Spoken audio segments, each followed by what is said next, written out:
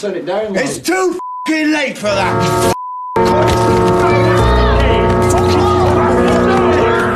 The story begins in July 1983. 12-year-old Shaun Fields, a troubled and lonely boy, wakes up in the modest home he shares with his widowed mother, Cynthia. They live in an unnamed town in the East Midlands.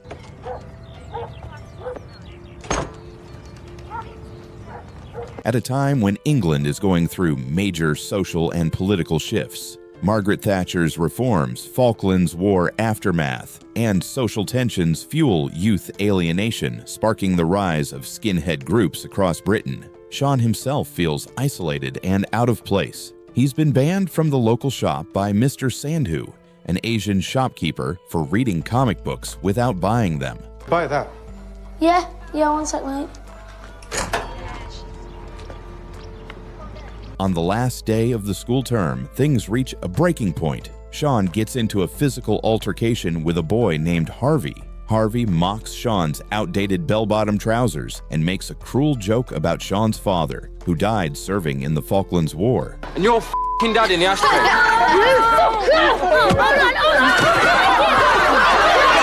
Shaun and Harvey are later summoned to the principal's office for his behavior. On his way home from school, walking alone and dejected, Shaun encounters a small group of young skinheads hanging out under a bridge. The group is led by Richard Woody Woodford, who is noticeably more laid back and approachable than the others. Woody recognizes Shaun's loneliness and decides to welcome him in. He introduces Shaun to the rest of the gang, Milky, who is the only black member of the group, Pukey, Kez, Harvey, I've come to give you jip.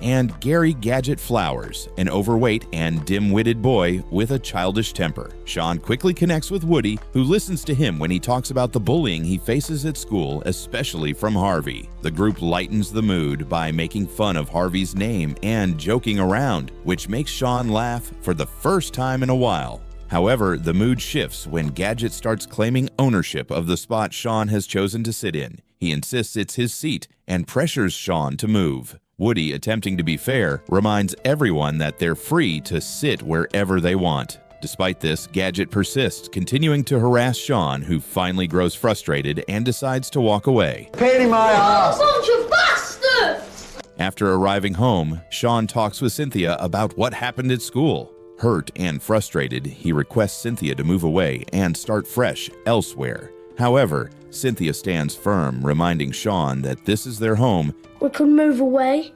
Moving away from anywhere. We live here and we're staying here. I don't like it here, Mum.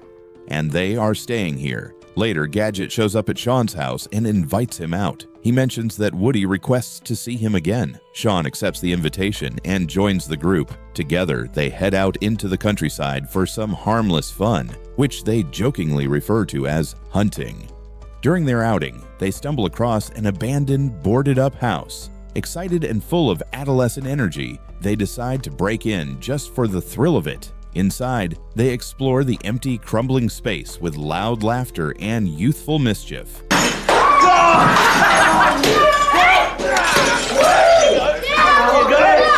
Amid the chaos, tensions quietly rise as Gadget begins to feel overshadowed. Ever since Shaun joined, Gadget senses that his position in the group has weakened, especially with Woody giving Shaun more attention. Later, Shaun expresses a desire to have Doc Martens boots like the rest of the gang to Cynthia. However, Cynthia reminds him of their financial limits and buys him a cheaper, non-branded pair instead. Shaun is clearly disappointed, but he doesn't argue further. Not long after, Woody and the gang take Shaun to a small, cluttered flat where the group hangs out. There, Lorraine Lal Jenkins offers to shave Shaun's head, giving him the classic skinhead look. As his hair falls to the floor, the group cheers and laughs, excited by the transformation. When the shaving is done, everyone celebrates Shaun's new appearance. Come here and give me a big hug. Come here, fella. I'm really proud of you, mate. You look brilliant, absolutely brilliant. Acknowledging him as a proper member of the gang. This moment marks a turning point for Shaun. He starts to feel included, and his lifestyle becomes intoxicating. Shaven heads, Doc Martens, Ben Sherman shirts, loud music, and parties. That night, Shaun comes home 2 hours late and visibly changed, now sporting a freshly shaved head. Cynthia becomes visibly shocked and angry. Oh my God.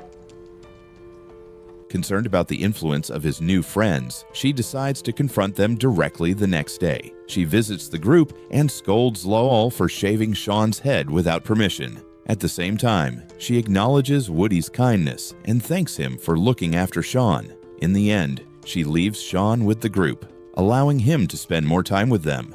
After spending more time with the skinhead group, Shaun grows particularly close to Woody. He isn't politically driven. He mostly keeps the group focused on harmless fun, occasionally involving minor acts of public property damage. Despite their rowdy behavior, Woody consciously avoids drawing attention from the authorities or getting involved in anything more serious.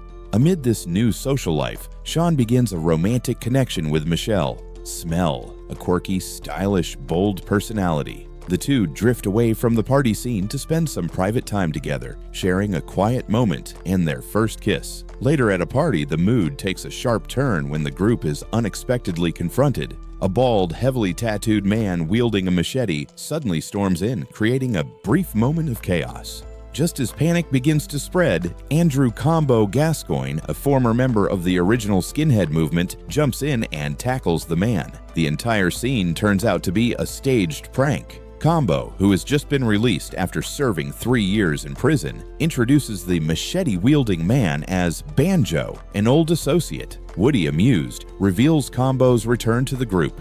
In the days that follow, the group visits Combo, whose charisma initially draws some attention. However, it quickly becomes clear that he harbors extreme dangerous views. Combo begins voicing English nationalist and racist opinions, making harsh claims about immigrants taking jobs and living off benefits while millions of British citizens remain unemployed. His rhetoric immediately creates tension. Woody, Lowell, and Kez become uncomfortable, and Milky is quietly offended by the direction Combo's speech is heading.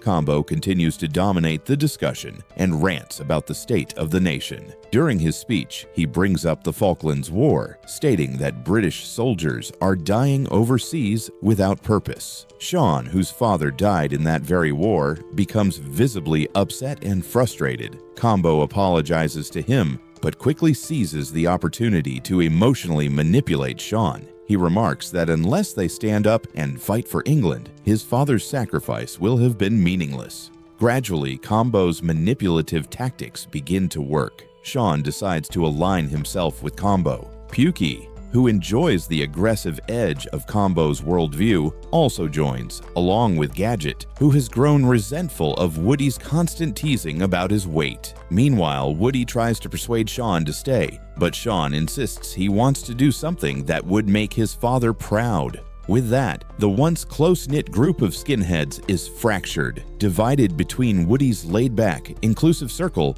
and Combo's radical, dangerous ideology. Shaun gradually begins to see Combo as a father figure, someone who pays attention to him, acknowledges his pain, and gives him a sense of direction. Shaun begins to feel upset and conflicted after leaving Woody's group. Realizing Shaun's discomfort, Combo attempts to reassure him. He tells Shaun that Woody is different from them, implying that Woody doesn't understand the harsh realities they face. Combo promises he'll speak to Woody himself, trying to ease Shaun's doubts and keep him aligned with the new path he's chosen.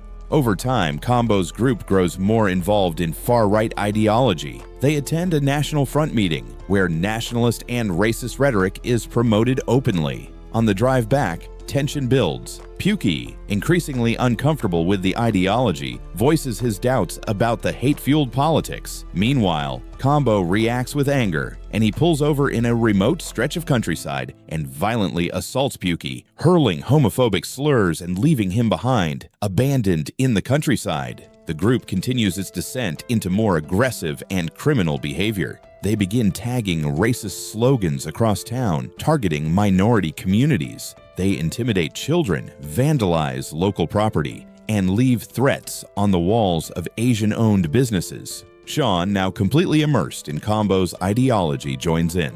At one point, he aggressively confronts Mr. Sandhu, a shopkeeper who had previously banned him, making racist demands for alcohol and cigarettes. Combo escalates the threat, brandishing a machete, before leading the gang to loot the shop as part of a plan to gather supplies for a birthday party. That night, they pay a visit to Woody's old group to attend Smell's birthday celebration. The atmosphere quickly becomes tense. Woody immediately senses that Shaun and the others have changed. Disapproving of their presence, he leads the original gang out. Shaun tries to intervene, visibly shaken, but Woody assures him it's not personal. Afterward, the party continues, and Shaun spends quiet time with Smell, reconnecting briefly in a more innocent space amid the chaos.